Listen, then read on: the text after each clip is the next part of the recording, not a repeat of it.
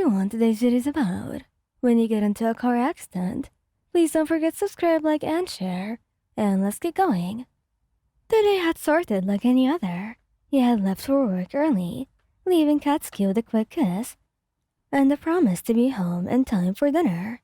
He had grumbled something about being careful, as he always did, and you had left, assuring him that you'd be just fine. But life had a way of turning ordinary days into extraordinary ones, often in the worst place possible. The last thing you remembered before everything went black was the blaring sound of a car horn and the screech of tires. When you woke up, the world around you was a blur of lights and sounds. Pain radiated through your body, and you struggled to make sense of what was happening around you. Voices murmured, and you felt yourself being lifted onto a stretcher. "Stay with us, miss. You're going to be okay," a paramedic said, his voice firm but soothing. "Katsuki," he managed to whisper, your thoughts a jumbled mess. You needed him. You needed to see him, no matter what. To see his face, to know that he was there for you. "We'll contact your emergency contact," another voice assured you. "Just hang in there." The next time you woke up, it was the sterile smell of a hospital room. Blinking, you tried to focus on your surroundings. Machines beeped softly, and the room was dimly lit. You felt a weight on your hand, and you turned your head to see Katsuki, his head resting on the bed beside you. "Katsuki," you muttered, your voice raspy and weak. Katsuki's head snapped up, and relief flooded his eyes as he saw that you were awake. "Juan, you're awake? God, you don't know how much you scared me." "I'm sorry," you said, tears welling up in your eyes. "I didn't mean to." He squeezed your hand, his eyes intense. "Don't apologize. Just don't ever scare me like that again." He managed a weak smile. "I'll try not to." You winced as the pain flared up in your body. He stood up gently, brushing your hair back from your face. "The doctor said that you were going to be okay. A few broken ribs, a concussion, but nothing life-threatening.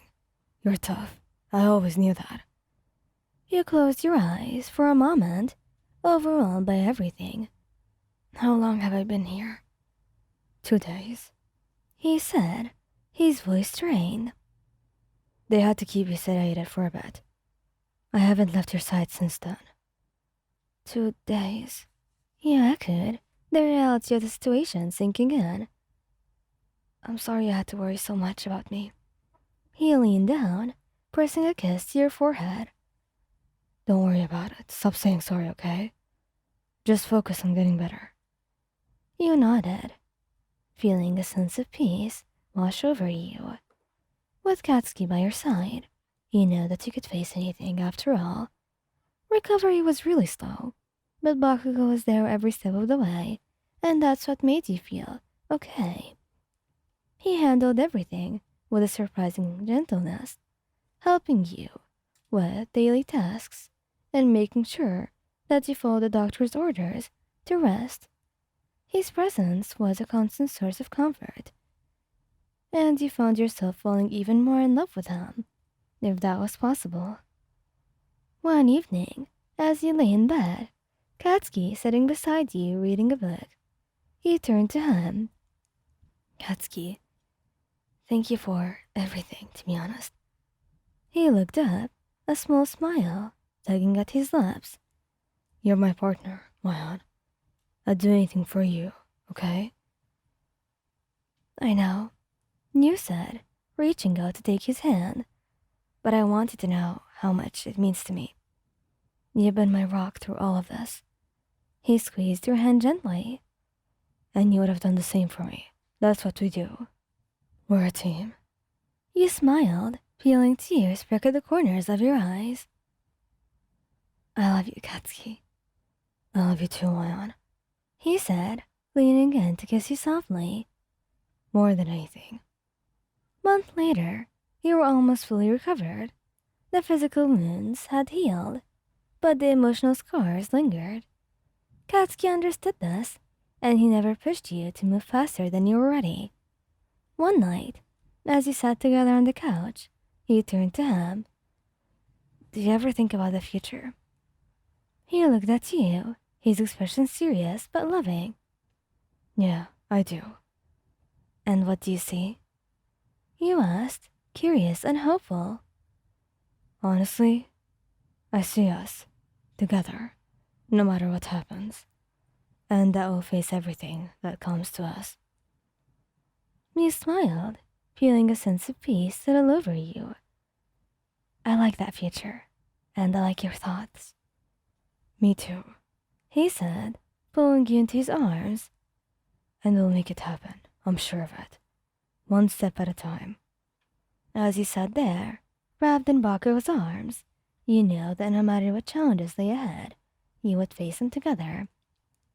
He was your partner, your rock, your confidant, and your greatest love, and with him by your side, you were ready to take on the world. One morning, as you stood in the kitchen, making breakfast, Katsuki walked in, wrapping his arms around you. Morning, he murmured, pressing a kiss to your neck. Morning, how did you sleep? You replied, leaning into his embrace. Better now that you're here, he said, his voice soft. And I'm glad you're here, to be honest. You turned into his arms, looking up at him with a smile. I love you so much, Katsuki. I love you too, he said, voice filled with warmth that made your heart swell. And as you stood there, wrapped in each other's arms, you knew that no matter what the future held, you would face it together. Your love was unbreakable, and with Katsuki by your side, you could overcome anything. And as the sun rose, casting a warm glow over your home, you felt a sense of peace and happiness settle over you, because with Katsuki, you were truly never alone. And as time passed, and your life with Katsuki slowly returned to its real original rhythm, the accent had brought you closer together, reinforcing the bond that had held you both so tightly together. Thank you guys for listening. I hope you liked this video. Please don't forget to subscribe, like, and share. And goodbye.